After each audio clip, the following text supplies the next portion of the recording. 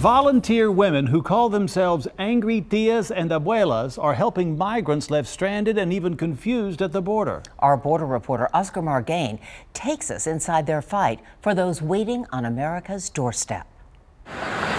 She could be your aunt, your cousin, your grandmother, or your neighbor.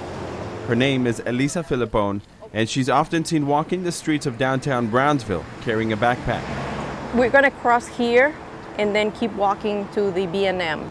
We followed Elisa across the Gateway International Bridge, where lately she's found migrants camping out in need of food and clothing. I wonder if they're asylum seekers. People from all over the world waiting on America's doorstep for their turn in line to ask for asylum. You don't get used to this.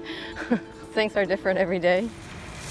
As we cross into Matamoros, Mexico, Elisa keeps a high sense of alert. So do you get concerned at all whenever you're walking the streets of Matamoros? Yes. Can't lie about it. Elisa's volunteer work can be risky, especially in places where cartels run rampant. What she's doing could be a threat to their business. The more aid she gets migrants on the bridge, the fewer will turn to smugglers to get across illegally. It looks like asylum seekers to me. Buenos días. In this group, they're all Cuban. They chose to camp on the Mexican side of the international bridge rather than be roaming the streets in Mexico and risk losing their turn in line. Nosotros no podemos cruzar ilegal. They won't allow themselves to cross illegally, said Yamilet. After months of being smuggled through South America, they want to arrive to the U.S. doing things the right way.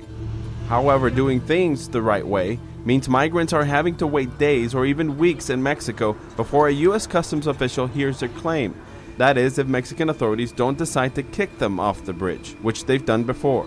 Migrants who come here to seek asylum have gradually been pushed back into Mexico. That's your assessment? We brought up these issues with the Tamaulipas state governor. What we do is take care of them, send them back to their main cities where they belong. Migrants in Mexico seeking asylum have only 20 days to be in the country legally before their permits expire.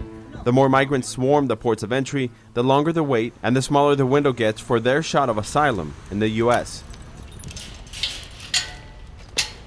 While migrants try their luck at the bridge, there's a whole other unexpected group to be attended by Elisa and other volunteers at the Brownsville bus station. The job is not done until 11:30, sometimes midnight. Elisa began coming to the station once Angry Tias and Abuelas was organized in response to the Trump administration's zero-tolerance policy in June. And we're still here.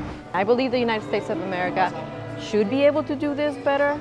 Bringing awareness to this will help us all make decisions to change the society we are for the better. On the Texas-Mexico border, I'm Oscar Margain reporting.